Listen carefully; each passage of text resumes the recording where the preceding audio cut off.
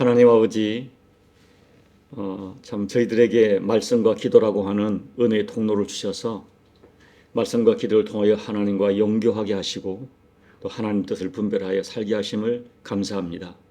이 아침에도 말씀해 주시고 또 엎드려 간구하는 교들의 모든 간구를 하나님 연락해 주셔서 사랑하는 하나님의 임재를 경험하며 승리하는 하루가 될 수 있도록 은혜 베풀어 주옵소서.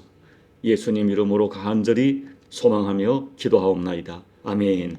마태복음 13장 18절부터 23절까지 우리 합독하도록 하겠습니다. 그런즉 씨 뿌리는 비유를 들으라. 아무나 천국 말씀을 듣고 깨닫지 못할 때는 악한 자가 와서 그 마음이 뿌려진 것을 빼앗나니 이는 곧 길가에 뿌려진 자요 돌밭에 뿌려졌다는 것은 말씀을 듣고 즉시 기쁨으로 받되 그 속에 뿌리가 없어 잠시 견디다가 말씀으로 말미암아 환난이나 박해가 일어난 때에는 곧 넘어지는 자요 가시떨기에 뿌려졌다는 것은 말씀을 들으나 세상의 염려와 재물의 유혹의 말씀이 막혀 결실하지 못하는 자요 좋은 땅에 뿌려졌다는 것은 말씀을 듣고 깨닫는 자니 결실하여 어떤 것은 100배 어떤 것은 60배 어떤 것은 30배가 되느니라 하시더라. 아멘. 어제 이어서 계속 이 씨 뿌리는 비유를 말씀드리겠습니다. 씨 뿌리는 비유를 말씀하신 주님의 의도는 정확해요. 왜 내 인생에 아름다운 결실이 없는가? 왜 내 신앙에 성장과 성숙이 없는가? 그것은 바로 너의 마음이 문제라고 말씀하시는 것입니다. 그러므로 하나님이 주시는 그 신앙의 결실을 기대한다면, 결실의 복을 기대한다면 먼저 너희들의 마음을 고치라고 말씀하시는 것입니다. 자, 어저께 두 개의 마음밭을 말씀드렸는데 다시 간단하게 정리하면 첫째는 굳어진 마음, 냉담한 마음을 갈아엎어야 결실할 수 있다고 말씀합니다. 험한 세상 살다 보니 사람들에게 자꾸 마음을 밟힙니다. 그래서 마음이 닫혀지고 굳어지고 딱딱해지는 것을 우리 어떻게 할 수가 없습니다. 나도 부족하지만 이 땅의 모든 인간은 죄인이기 때문에 서로에게 상처를 주고받습니다. 문제는 그 상황을 사탄이 교묘하게 악용하는 거예요. 네 마음이 밟혔다라고 생각하게 만들어서 우리 마음을 닫혀지게 만들면 하나님 말씀이 역사하지 못합니다. 이것이 사탄이 노리는 것이죠. 우리가 서로 갈등하게 하고 상처받게 해서 결국은 하나님 말씀이 내게 작동하지 못하게 하는 거예요. 그래서 오늘 너의 마음을 갈아엎어라. 너의 마음이 문제라 말씀하시는 주님의 진단을 겸손하게 받아서 눈물로 내 마음밭을 갈아엎어야 말씀을 사탄에게 도둑질 당하지 않고 말씀이 내 영혼 속에 들어오는 축복을 잃어버리지 않습니다. 둘째는 내 심령 안에 고집스러운 자아를 정리해야 합니다. 가장 신앙에 우리 극복하기 어려운 것이 자아입니다. 겉은 좋은 밭처럼 보이지만은 그 속에 큰 돌이 있기 때문에 뿌리를 깊이 내리지 못하는 마음밭이 있다고 하는 주님의 진단을 겸손하게 받아야 됩니다. 이 사람은 자기 지성, 자기 경험, 자기 전통, 자기 자존감을 말씀보다 중요하게 생각하는 사람이죠. 자기의 틀을 확고하게 정해놓고 아무리 말씀을 외쳐도 자기 틀을 포기하지 않습니다. 내 속에 있는 자아의 돌을 깨지 아니하면 결코 아름다운 결실을 기대할 수 없습니다. 오늘 셋째, 세상에 대한 지나친 집착 정리해야 결실을 할 수 있습니다. 오늘 예수님 말씀하신 세 번째 밭은 토양은 좋았습니다. 돌도 제거된 것처럼 보였습니다. 뿌리도 제대로 내렸고 그래서 어느 정도 성장을 합니다. 그런데 한참 자라고 있는데 주변에 커다란 가시나무들이 뒤덮기 시작합니다. 결국 영양분과 기운을 가시나무에 빼앗겨서 더 이상 자라지 못하고 멈추어서 시들어 버렸다라고 말씀하는 거예요. 그리고 주님은 그 가시떨기가 뭐냐? 세상에 대한 염려, 특별히 재물에 대한 유혹이라고 말씀하십니다. 여러분, 사실 이 바쁘고 복잡하고 험한 세상 살다 보면 우리가 염려할 것이 굉장히 많아요. 염려가 없다는 것은 거짓말입니다. 그런데 이 세상에 대한 지나친 집착이 결국 우리 인생과 신앙을 병들게 하고 주저앉게 만듭니다. 많은 사람들이 악한 일을 해서 망하는 것이 아니라 세상에 대한 지나친 관심, 지나친 집착, 이것이 결국 염려를 가져오고 또 정말 중요하고 가치 있는 일에 내 인생을 투자하지 못하게 하는 결정적 문제가 됩니다. 특별히 오늘 주님께서는 말세의 많은 염려 중에 사탄이 가장 강력하게 사용하는 무기가 물질이다, 돈이다라고 말합니다. 돈에 대한 애착, 집착. 여러분, 성경은 돈을 정죄하지 않습니다. 돈 버는 것을 죄라고 말하지 않습니다. 그러나 이 돈이 인생의 목적이 되고 돈에 대한 지나친 집착이 우리의 영도 망하게 하고 육도 망하게 하는 거예요. 자, 디모데전서 6장 9절로 10절 한번 같이 읽어볼까요? 부하려 하는 자들은 시험과 올무와 여러 가지 어리석고 해로운 욕심에 떨어지나니 곧 사람으로 파멸과 멸망에 빠지게 하는 것이라. 돈을 사랑함이 일만하게 뿌리가 되나니 이것을 탐내는 자들은 미혹을 받아 믿음에서 떠나 많은 근심으로써 자기를 찔렀도다. 물질에 대한 지나친 애착, 집착, 이미 충분한데도 만족하지 못하는 마음, 또 이 돈 때문에 어떻게 될까 걱정하는 마음, 이런 것들이 우리를 시험과 올무에 빠지게 하고 근심하게 하고 종국은 파멸과 멸망에 빠지게 한다. 이 돈이, 재물이 사탄이 마지막 시대에 강력하게 사용하는 무기다. 돈을 사랑하면 반드시 세상 염려에 빠지게 되고, 돈을 사랑하면 필연적으로 미혹에 빠져 돈을 벌기 위해서는 어떤 수단과 방법과 어떤 그 악한 것도 이용하게 되는, 그렇게 무섭게 빠지는 것이죠. 그런데 여러분, 저는 곰곰이 묵상하는 중에 오늘 현대 한국 교회 성도들에게 또 하나의 무서운 이 세상에 대한 도전이 있다고 생각하는데요. 그것이 뭐냐면 정치적 이념입니다. 제가 염려하는 것은 교우들이 하나님 말씀보다 이념을 맹종하는 거예요. 그러니까 자기가 선택한 이념 앞에 어떤 말씀을 해도 듣지를 않습니다. 그리고 이념에 치우친 거짓 정보와 가짜 뉴스를 진실처럼 맹신합니다. 평소에 부드러워 보이는 성도도 이념 논쟁을 시작하면 갑자기 무서운 투사가 되는 거예요. 목사도 선교사도 이념 얘기 나오면 갑자기 사람이 덜변해요. 무서운 것입니다. 그래서 보면은 이 사람들이 자기도 모르게 어떤 자신을 장악하고 있는 보이지 않는 영적 존재에 지금 매여 있구나 하는 느끼게 돼요. 여러분, 누구든지 자기 의사에 따라 진보를 선택할 수 있고 보수를 선택할 수 있습니다. 그건 문제가 되지 않습니다. 그러나 자기 이념에 빠져서 상대를 무섭게 적대시하고 매일매일 거짓 뉴스를 사로잡혀 사는 것은 영적인 어떤 세력에 강하게 묶여 있는 것입니다. 오늘 예수님 말씀을 적용하면 이념이 나를 찌르는 가시가 되어서 나의 영혼과 인생을 망하게 하는데도 깨닫지 못하는 거예요. 저는 요즘 한국 교인들이 이 이념이라고 하는 이 가시에 매여 있구나 하는 것을 깨닫게 돼요. 사랑하는 여러분, 오늘 예수님 말씀은 분명하게 가르쳐 주세요. 너희 인생이 결실하지 못하는 이유, 너희가 영적으로 성장하고 성숙하지 못하는 이유는 그것이 영의 문제든 육의 문제든 너 자신의 마음이 문제다라고 말하는 거예요.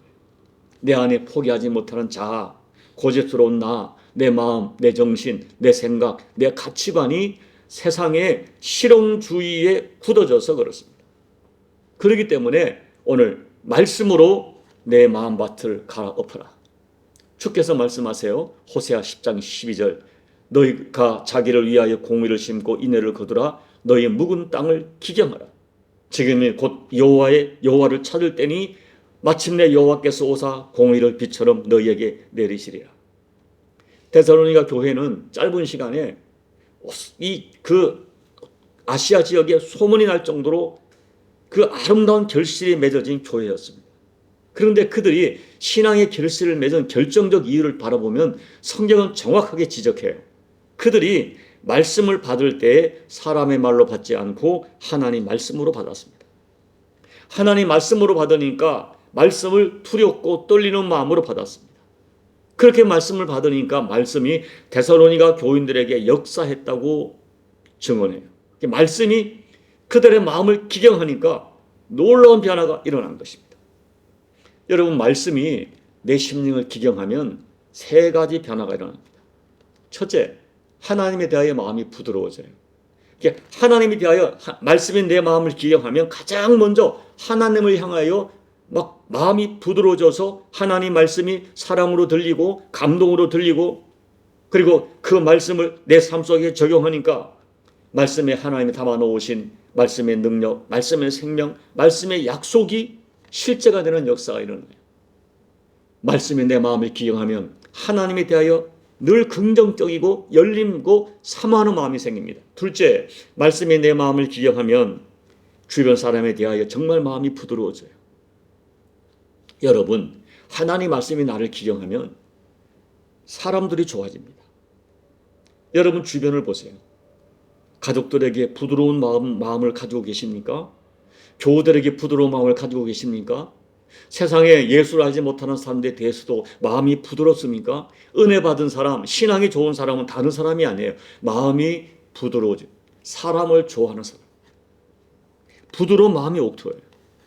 셋째, 말씀이 나를 마음을 기억하면 자신에 대하여 마음이 부드러워져요. 내 속에 있는 상처, 열등감, 억울함, 어떤 분노들이 말씀으로 기경되어집니다.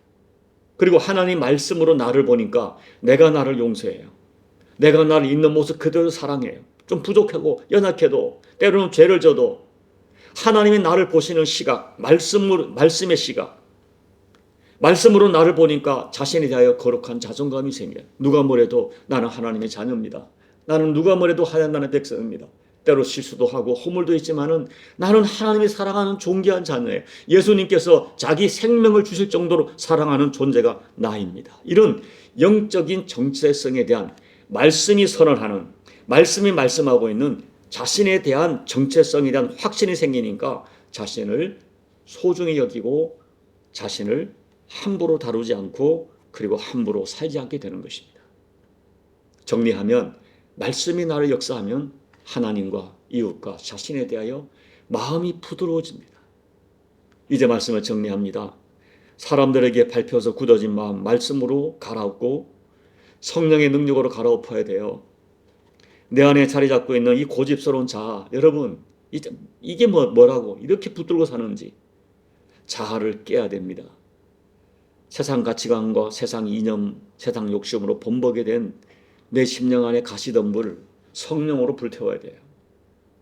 내 삶에 열매가 없고 이렇게 변화가 없고 이렇게 오래 예수 믿어도 이렇게 오래 기도해도 내가 변하지 않는 내 안에 있는 것들을 오늘 하나님 말씀으로 정직하게 기경해야 됩니다.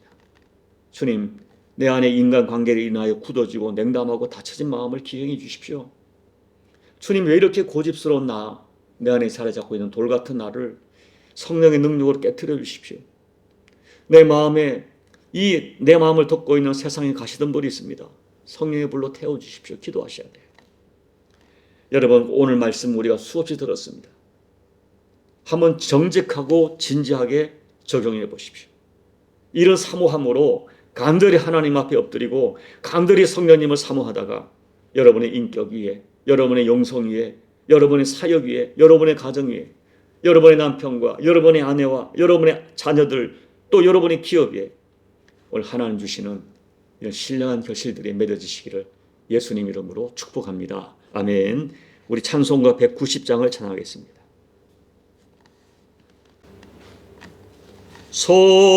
성령이여 강림하사 나를 감화하시고 애통하며 회개한 마음 충만하게 하소서. 예수여 비오니 나의 기도 들으사 애통하며 회개한 마음 충만하게 하소서. 성령이여 강림하사 크신 권능 주소서. 원하옵고 원하오니 충만하게 하소서. 예수여 비오니 나의 기도 들으사 애통하며 회개한 맘 충만하게 하소서. 힘이 없고 연약하나 엎드려서 비오니 성령 강림하옵소서. 충만하게 하소서. 예수여 비오니 나의 기도 들으사 애통하며 회개한 맘 충만하게 하소서. 정케하고 위로하사 복을 받게 하소서. 충만하게 하시오니 무한 감사합니다. 예수여 비오니 나의 기도 들으사 애통하며 회개한 맘 충만하게 하소서. 아멘. 하나님 아버지, 이 새벽에 우리에게 맑고 정직한 영을 더해 주셔서 나를 가장 정직하게 볼 수 있는 눈을 허락해 주시고 또 내 주변도 가장 깨끗한 눈으로 볼 수 있는 영을 허락해 주셔서 오늘 하나님이 나에게 말씀하시는 말씀이 무엇인지 들려지게 해주시고 하나님이 내게 기령하기를 원하는 것이 무엇인가를 깨닫게 도와주시고 하나님이 깨닫게 하시면 주께서 말씀하시면 성령의 감동을 주시면 용기를 내서 아버지 결단할 수 있는 힘을 우리에게 허락해 주시옵소서. 예수님 이름으로 간절히 소원하며 기도하옵나이다. 아멘. 오늘 말씀을 놓고 여러분, 우리가 이 씨 뿌리는 비유 수없이 들었습니다. 많이 들어서 익숙하기 때문에 우리가 때로는 무시할 수가 있어요. 이 새벽에 정직하게 하나님 앞에 진실하게 생각하셔서 여러분 성령의 인도함을 따라 기도하시기 바랍니다. 우리 교회를 위해 기도해 주시고 조국 대한민국, 여러분 나라가 없으면 아무것도 아닙니다. 이 주변을 보십시오. 나라가 힘이 없을 때 받는 고통을 이 사람들이 받는 것을 주변에 많이 보지 않습니까? 조국 대한민국을 위해서 여러분 간절히 기도해 주시고 여러분 각자의 개인 기도로 예배를 마무리하시고 돌아가시기 바랍니다. 기도하겠습니다. 아버지 하나님, 이 새벽에 주시는 말씀을 먼저 저에게 적용합니다. 하나님 아버지, 깨닫게 도와주십시오. 은혜를 주십시오. 내 영을 맡게 해주시고 내 영에 정직한 마음을 더해주시고 투명하고 진솔한 마음으로 하나님과 기도하기를 원합니다. 아버지 앞에 무엇을 숨기겠습니까? 아버지 앞에 무엇을 두려워하겠습니까? 자녀가 아버지 앞에 어떻게 두 마음을 품을 수 있겠습니까? 하나님 아버지, 이 새벽에 정직한 영으로 우리의 심령을 다 내고 기도할 때 성령 하나님 우리의 길을 도와주시고 아버지 앞에 받아들일 만한 아버지 앞에 가장 정직한 영으로 나가서 정직한 기도를 드리고 정직한 교제를 할 때 이 새벽에 성령 하나님이 강력하게 우리 심령에 말씀해 주시고 깨닫게 해주시고 결단하게 하시는 은혜가 우리에게 실제가 될 수 있도록 하나님 역사하여 주옵소서. 하나님 아버지, 너무나 익숙하게 우리가 실수할 때가 많음을 고백합니다. 아버지 하나님 도와주십시오. 아버지 하나님 도와주십시오. 아버지 도와주십시오. 깨닫게 해주십시오.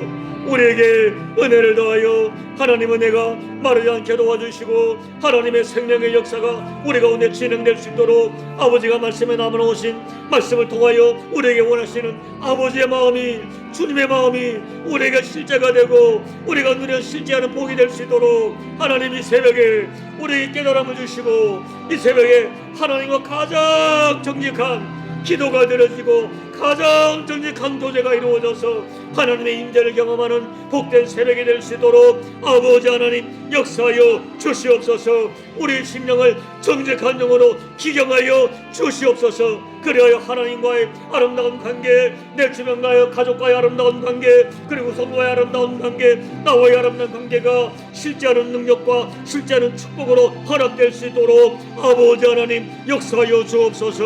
아버지 역사하여 주시옵소서.